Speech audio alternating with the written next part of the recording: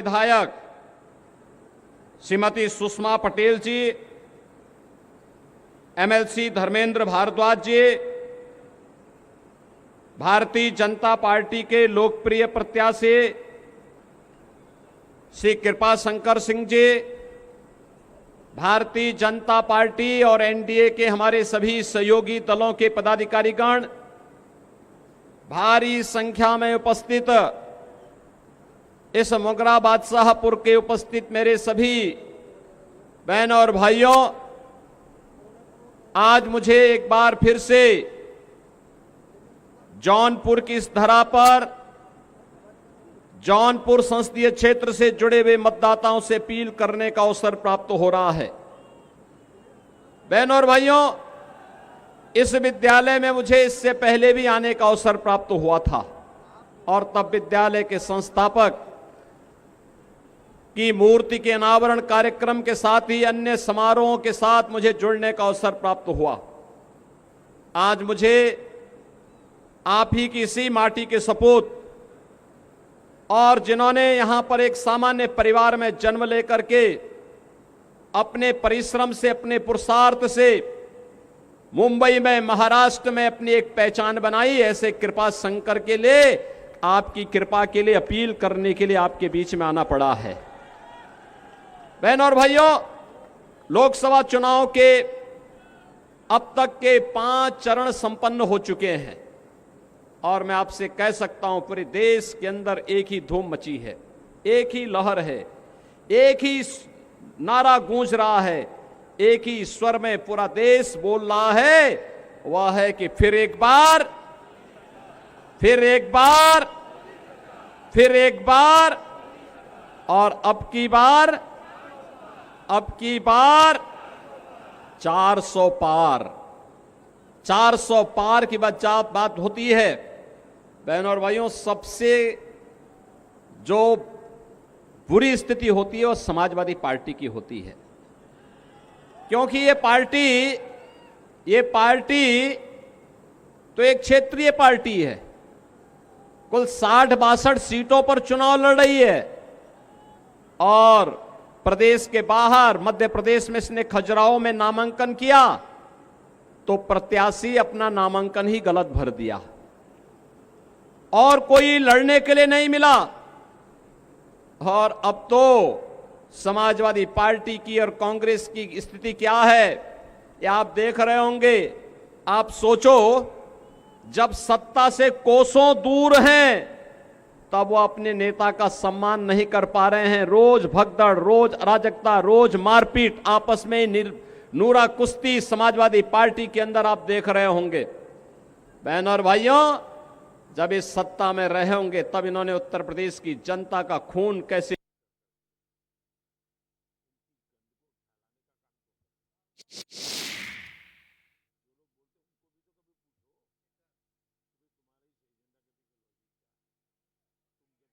चूसा होगा, कैसे शोषण किया होगा, यह किसी से छुपा हुआ नहीं है और इसीलिए मैं आपसे अपील करने के लिए आया हूं। मैं इसीलिए आपसे अपील करने के लिए आया हूं। लोकसभा चुनाव के 5 चरणों के माध्यम से आज भारतीय जनता पार्टी 400 पार के लक्ष्य को प्राप्त करने की ओर तेजी से अग्रसर हो रही है और इस 400 पार के लक्ष्य में हमें जौनपुर सीट भी चाहिए। इसी के लिए आपसे अपील करने के लिए मैं आपके बीच आया हूं। वैसे जनता जनार्दन स्वयं इसका जवाब दे रही है। जनता कह रही है 400 पार मोदी जी को इसलिए मिलेगा क्योंकि जनता की भावनाओं का उन्होंने सम्मान किया। तो ये सपा कांग्रेस के लोग पूछते हैं कौन सा सम्मान, तो जनता कहती है जो राम को लाए हैं हम उनको लाएंगे। तो राम को लाने वाले कौन हैं? मोदी जी। और 500 वर्षों का इंतजार समाप्त कराने वाले कौन हैं? मोदी जी। और बहनों और भाइयों, आपने देखा होगा, एक तरफ राम भक्त हैं जो राम के प्रति अपना सर्वस्व न्यौछावर करते हुए भारत को दुनिया की एक बड़ी ताकत बनाना चाहते हैं। दूसरी तरफ रामद्रोही हैं, वे राम का तो विरोध करते ही करते हैं लेकिन राजनीति के इस हद तक गिर जाते हैं कि अब भारत का ही विरोध कर रहे हैं। क्या कहते हैं ये लोग? कहते हैं कि पाकिस्तान को धमकी मत दीजिए, उसके पास एटम बम है।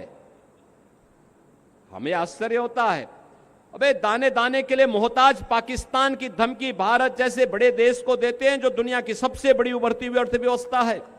तनिक भी शर्म नहीं आती है कांग्रेस और समाजवादी पार्टी के नेताओं को, तनिक भी कोई संकोच नहीं होता है। और बहनों और भाइयों, जहां भी कांग्रेस ने अपने पार्टनर ढूंढे हैं, ढूंढ ढूंढ करके जितने भी दागी दल हैं, भ्रष्ट दल हैं, परिवार के दल हैं, इन्हीं सभी दलों को इन्होंने चुनावी मैदान में उतार करके पूरे देश के अंदर अव्यवस्था और अराजकता का जैसे ठेका सा ले लिया हो। लेकिन भारत जान रहा है, पूरा भारत जान रहा है, मोदी जी के नेतृत्व में हमने बदलते हुए भारत को देखा है। एक ऐसा भारत जिस भारत ने आज दुनिया के अंदर अपनी धाक जमाई है। आज दुनिया में भारत का सम्मान बढ़ा है, भारत की सुरक्षा पुख्ता हुई है। बहनों और भाइयों, पूरे देश के अंदर आज आप विकास के नए नए कार्य देख रहे होंगे।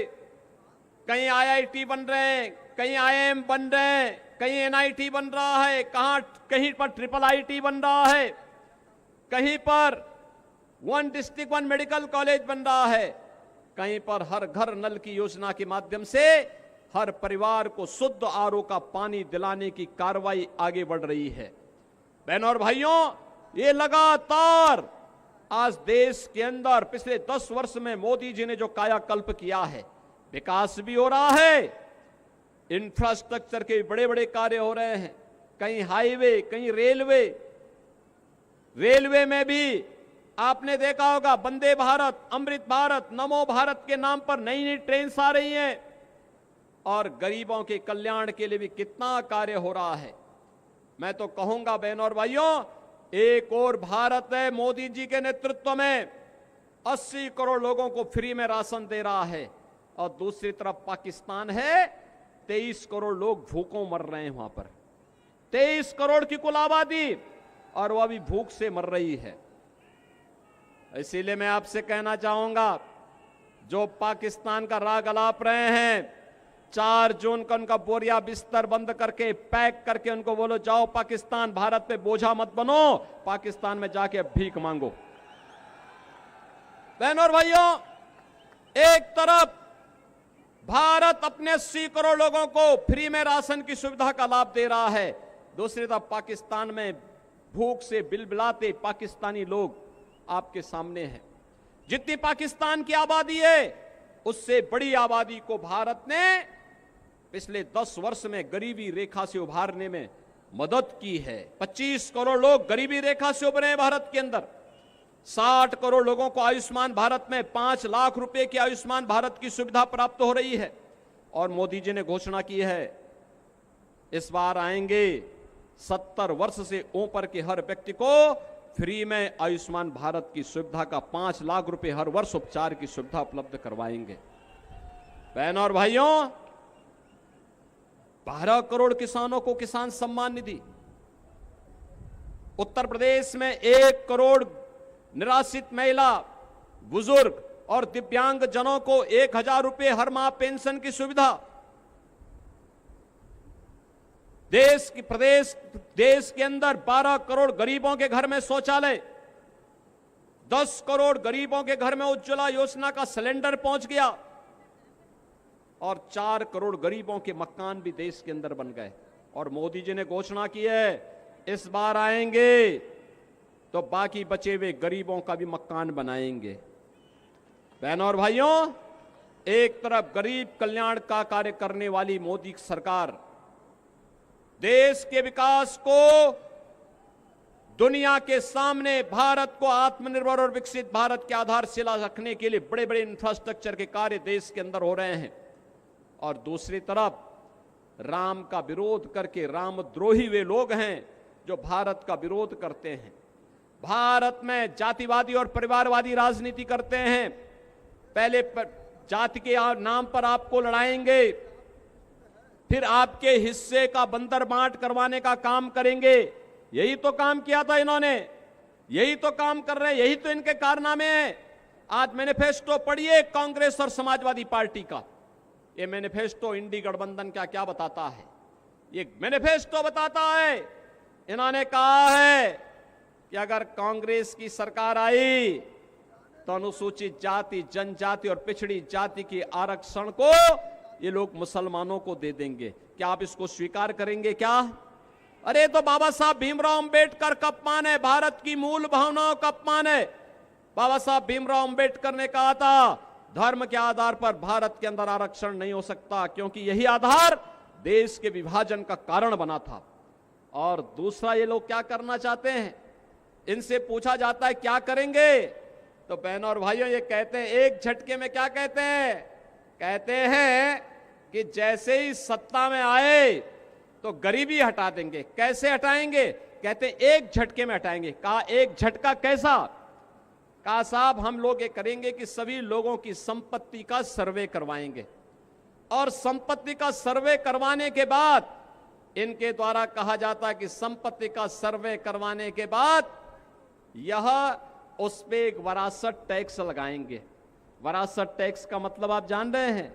आपके बाप दादों ने, आपके ग्रैंडफादर ने, आपके फादर ने जो संपत्ति अर्जित करके आपको वरासत के रूप में दी है, इसमें से आधी संपत्ति ये कांग्रेस और समाजवादी पार्टी के लोग ले लेंगे। फिर ये पाकिस्तान, बांग्लादेशी घुसपैठियों को, रोहिंग्या को बांटने का काम कर देंगे इसी संपत्ति को। क्या अपनी संपत्ति में आप क्या इनको बंदर बांट करने देंगे क्या? आपके बाप दादों की खून और पसीने की कमाई में क्या ये लूट मचाएंगे क्या? क्या इनको सेंधमारी करने की छूट देंगे क्या? और दूसरा बहनों और भाइयों, मैं इसीलिए कहता हूं कि कांग्रेस और समाजवादी पार्टी के अंदर उनका घोषणा जो कहती है, वो ये कहती है कि हम वरासत टैक्स लगाएंगे। ये वरासत टैक्स कुछ और नहीं, ये औरंगजेब का जजिया कर है, जजिया कर। क्या जजिया कर देंगे? अरे स्वतंत्र भारत है, जजिया कर औरंगजेब ने लगाया था। औरंगजेब मुगलों का सबसे क्रूर बादशाह था। औरंगजेब ने अपने भाई को की हत्या की। औरंगजेब ने अपने बाप शाहजहां को कैद कर दिया था, और शाहजहां ने अपनी जीवनी में लिखा है कि ऐसा कमबख्त पुत्र किसी को प्राप्त न हो। उसने कोसा है, उसने कहा औरंगजेब ने, उसने कहा औरंगजेब के बारे में शाहजहां ने लिखा है कि इससे ऐसा कमबख्त पुत्र किसी को पैदा न हो।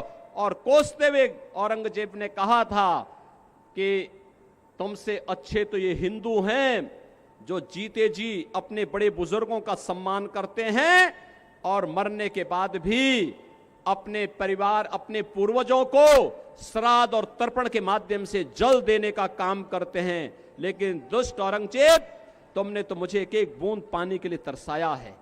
बहनों और भाइयों, ये जजिया कर जो था औरंगजेब का, ये हिंदुओं पर लागू होता था। वो कहता था हिंदुओं को कि तुम या तो मुसलमान बन जाओ और नहीं तो तुम्हें जजिया कर देना होगा। बहनों और भाइयों, हमें कांग्रेस और समाजवादी पार्टी के इस गठबंधन के माध्यम से जो औरंगजेब की आत्मा आज घुस रही है, इसको पूरी तरह बेनकाब करना होगा। और इसीलिए हम लोग आए हैं आपके पास। ये जौनपुर संसदीय सीट पर भारतीय जनता पार्टी ने यहां से श्री कृपा शंकर सिंह जी को अपना प्रत्याशी बनाकर के आपके बीच उतारा है।